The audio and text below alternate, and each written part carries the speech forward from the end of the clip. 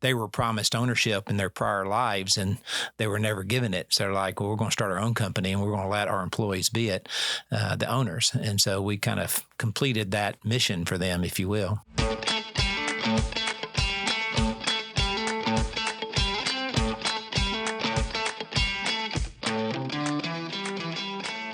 Welcome to SSR On Air. I'm Mike Rogers, your host for this monthly podcast brought to you by Smith Seckman Reed.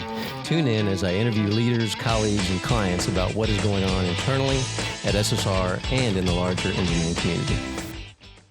So welcome to SSR On Air.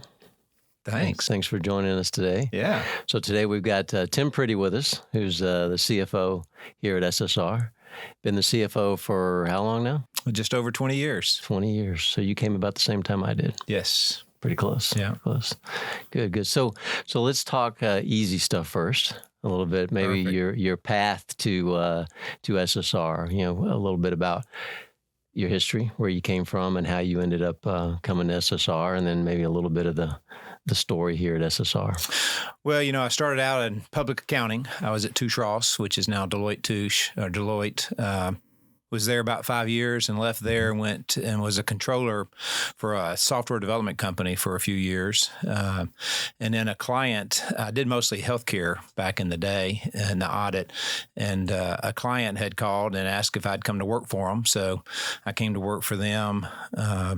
I guess in the late 80s. And I was a treasurer there, and I was doing financing stuff, a lot of leases, a lot of debt, did lots of acquisitions, probably did 20 plus acquisitions. We rolled up the diagnostic imaging industry and actually took that company public.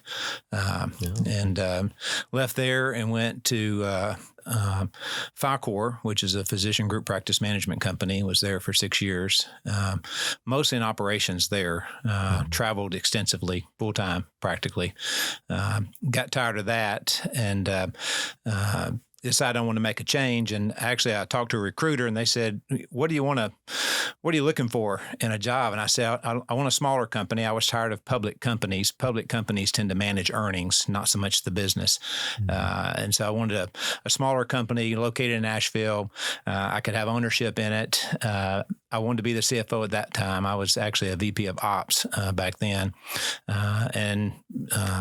The auditor for SSR called me, who I worked with back at Touche Ross back in the day. And it was a local company, CFO position, ownership, and a smaller company. So it's kind of a perfect fit. And so who was your predecessor here? Ron Deal. Ron Deal. Yeah. That's right. Big deal. Big deal. Yeah.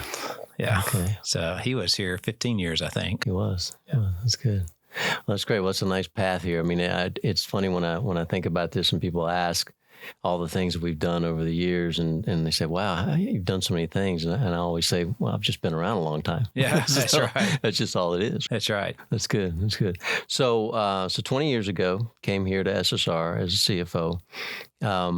At the time, we were an ESOP. We're part ESOP. Partial ESOP. Yeah. Partial ESOP. And so part of the discussion today is that it's October's ESOP month. Yes. And so we're doing a little bit of celebration, a little bit of discussion about what an ESOP is and what it means to SSR. So I want to kind of start there first off and just talk about, for people that don't know what an ESOP is, maybe you can describe that to us a little bit. Well, it's a company structure, an ownership structure. I mean, just like if you and I owned a company, we would be an ESOP, an employee-owned company. This is where the trust actually owns it, and each of the employees are members of the trust or participants in the trust. So it's a ownership structure.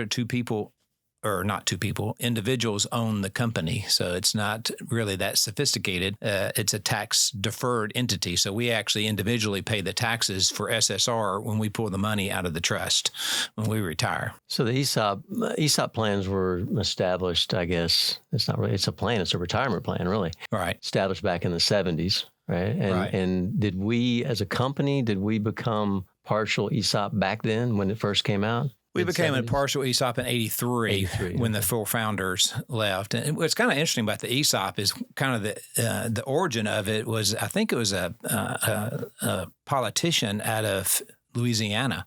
And he was kind of saying, well, the only way you ever make any wealth in this company is to be an owner of a company. And most people don't get that opportunity. And so he created that structure, an ESOP, that allowed employees to be part owner of a company. And so it was really kind of a good intention of doing it, is to allow us to all be owners and to profit from that ownership. Yeah, and I agree. I mean, I think that's powerful. Oh yeah, it absolutely is, because the corporate tax rate is 25% and going up under the new administration, most likely. Yeah. And so that's just money we don't have to expense. I mean, taxes are very complicated in terms to come up with the number, but effectively it's just an expense. It's another expense for a company, and we get to defer that or avoid that, actually. Yeah, by putting it into essentially a retirement plan for everybody. Right. Yeah. In addition to the other retirement plans, which are 401s and things like that we have. Right. The ESOP's a little different, though. It's what's called a non-contributory retirement plan. So each of us individually do not put money into the ESOP. The company is giving us that ownership. It's a contribution to us from the company. The 401k is a contributory plan, which we actually put our money into the 401k, and then the company matches it. Now, that match actually goes into the ESOP. So I think that's a big difference for the ESOP. It's just money the company has given us. The ownership, we don't buy it; it's given to us.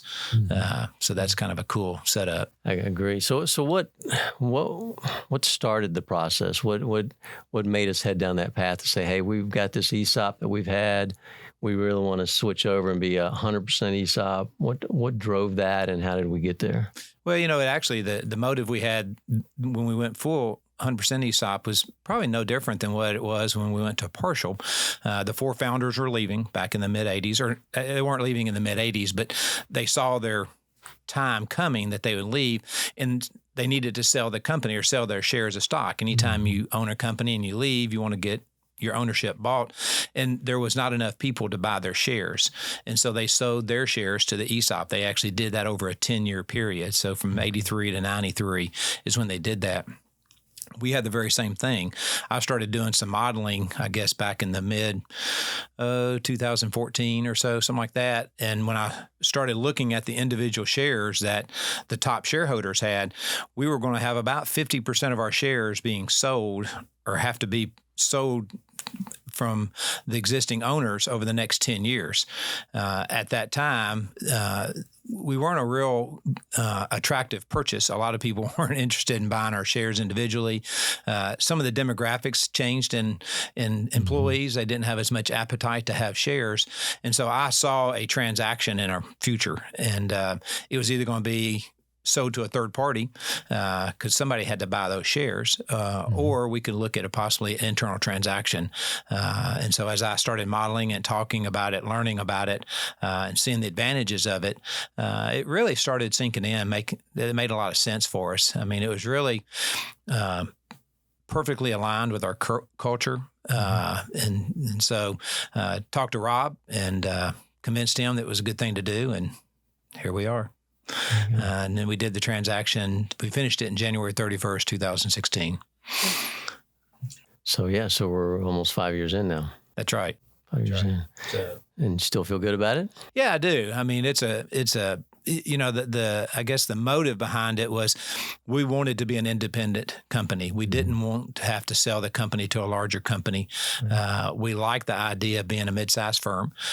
We think there's a lot of advantages to that. And I think for Rob, it was a lot about legacy for him. The founders kind of handed him the company, and he didn't want to be the guy that sold it to a third party. And so yeah, I feel really good about it. I think it's perfectly aligned with our culture, and I think it really accomplishes what the four founders set out to do. When they started SSR 50 plus years ago, their goal was to have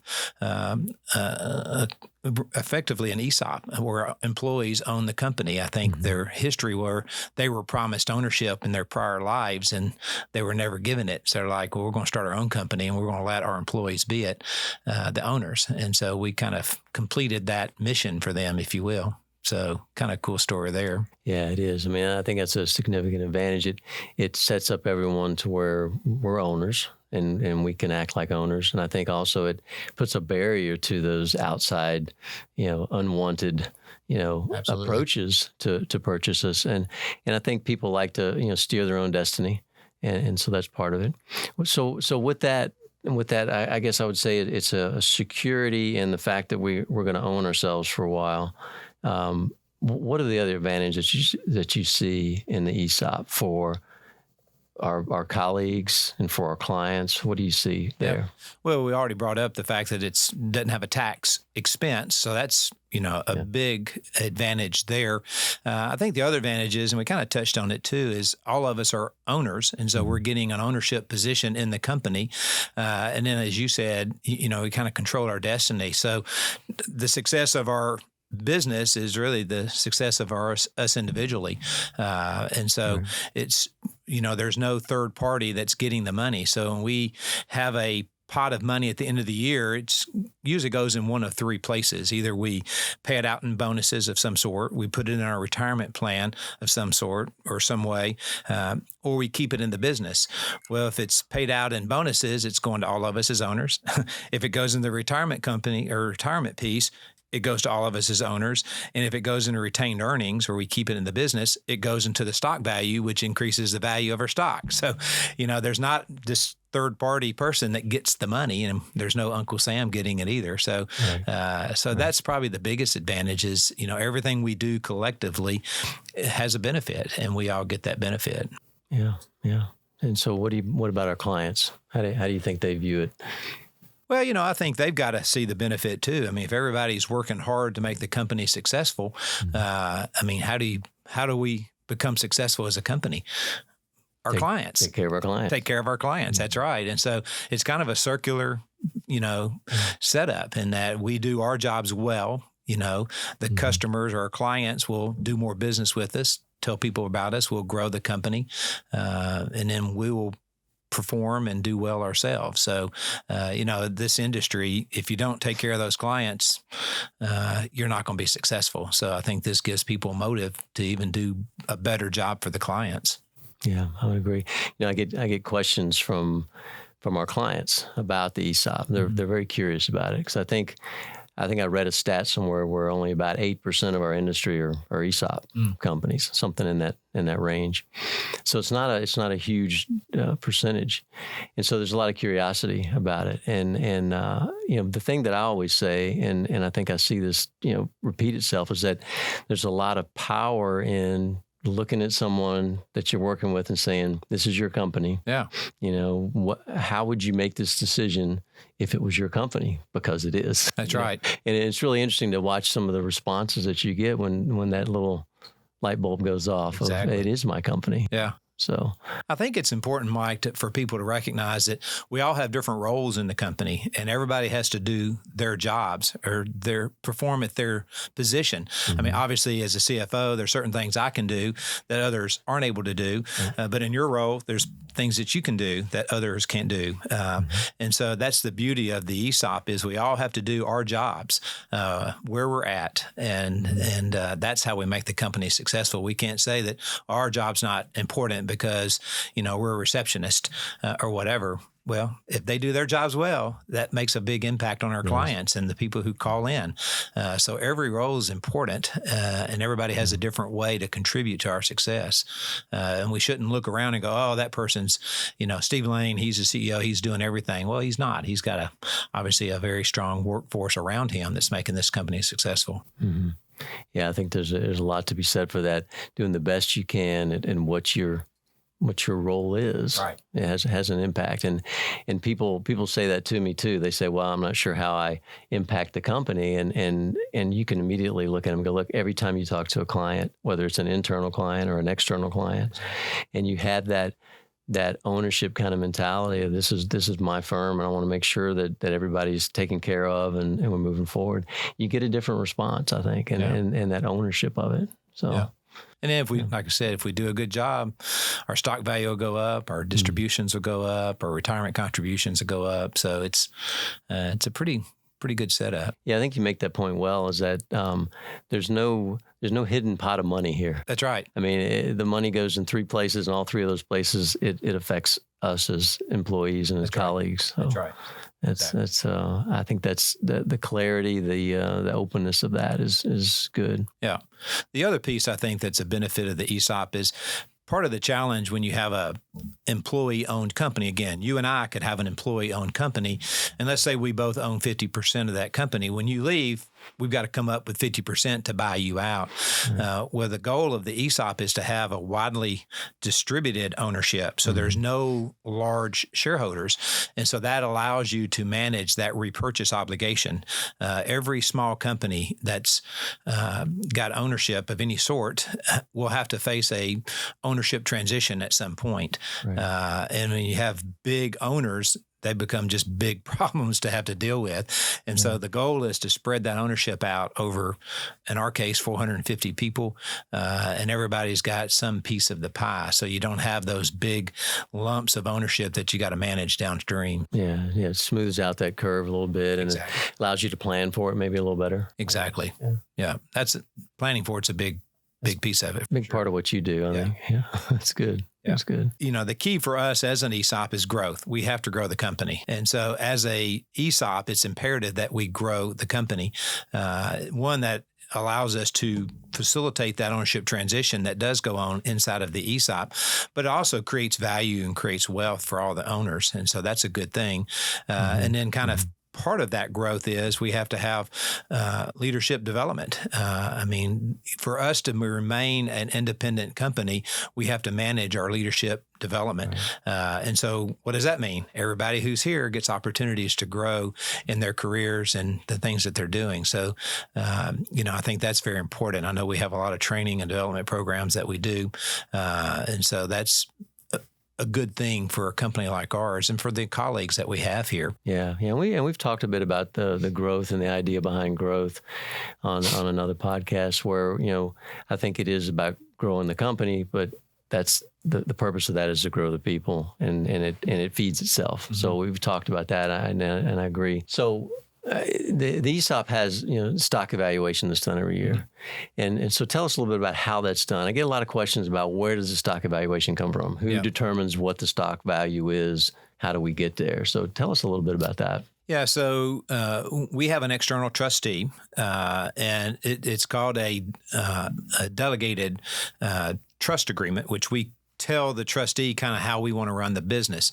There's two items that are not delegated. The trustee keeps those. One is they pick the valuation firm. So there's a third-party independent firm that does our valuation, and we have no control over that. The third-party trustee, the independent trustee picks that, and then they pick the share price. Or they, working with the valuation firm, determine what the share price is. So that's an independent process that management is not in part of.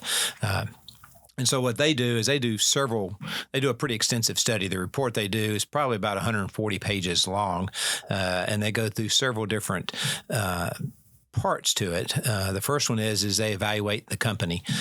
So I like to think of it as if you were selling your home, how would you value your home?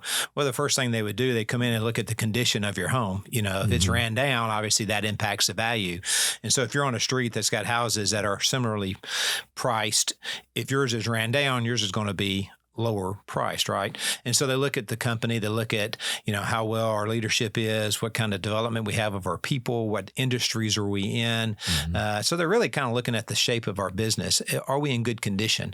And so that's the first cut that they look at. And then they look at our history in terms of how we've performed. They're really care about how we've performed against our budget. And you say, well, why, what's that? That we hit our marks, right? Part of it, certainly they want us to hit our marks, but the other piece is do they know what they're doing? If you put a budget out there and say, oh, I'm going to, it's like if I said I was going to run a marathon in 2 hours or something. Yeah. They know I wouldn't know what I was doing at that point. But if I gave them a number that was reasonable and I hit it, they'd say, well, he kind of knows what he's doing. And they look at companies that way too. And so they compare our performance to our budgets to say, do they know what they're doing and running the business? And so that's that credibility factor that they're looking for. Again, everybody wants a sure thing. If you were betting on horses, you're going to bet on the horse that wins all the time, or at least you have lower odds because they're going to win more often. And so they're just trying to determine, do we have credibility in terms of our performance? And so that's kind of their baseline. And once they do that, they go through a series of evaluations. One, they look at public companies they compare us to. They look at recent M&A transactions, mergers and acquisition transactions, and then they look at a discounted cash flow. And they look at all three of those.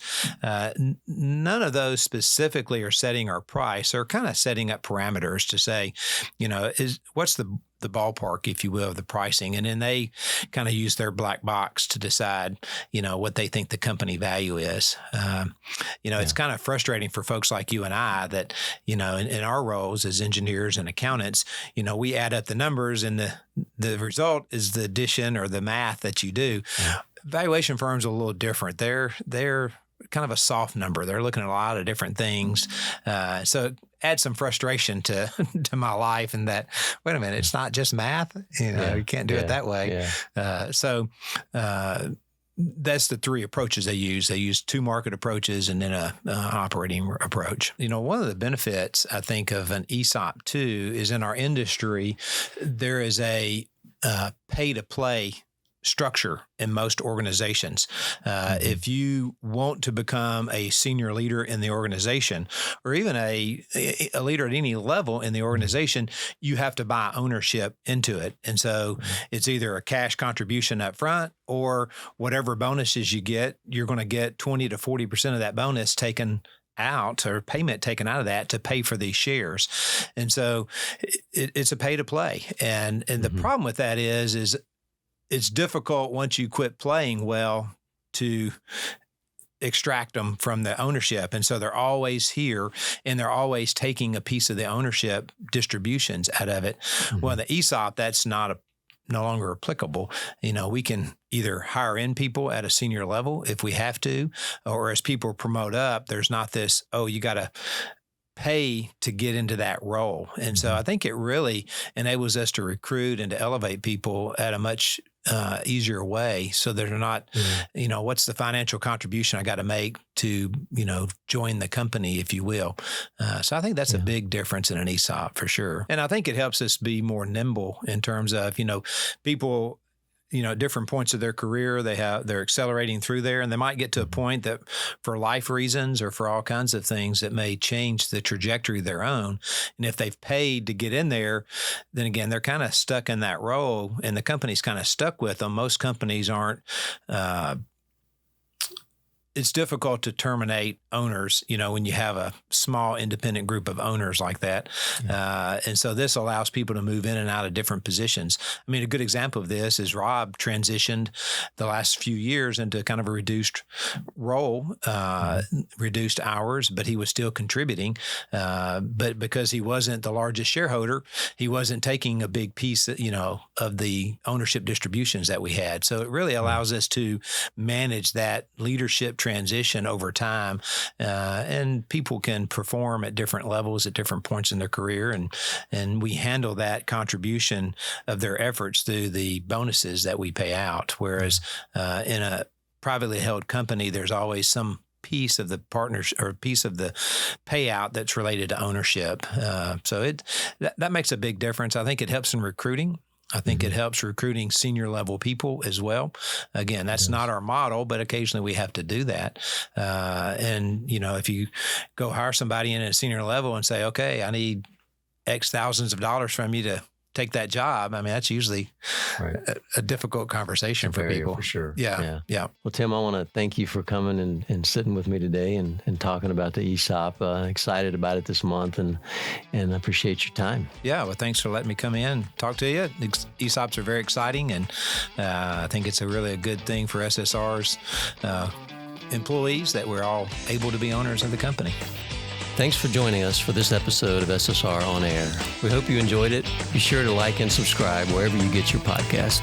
You can also connect with us on social media. Links to everything can be found in the show's notes. Take care, everyone. See you next time.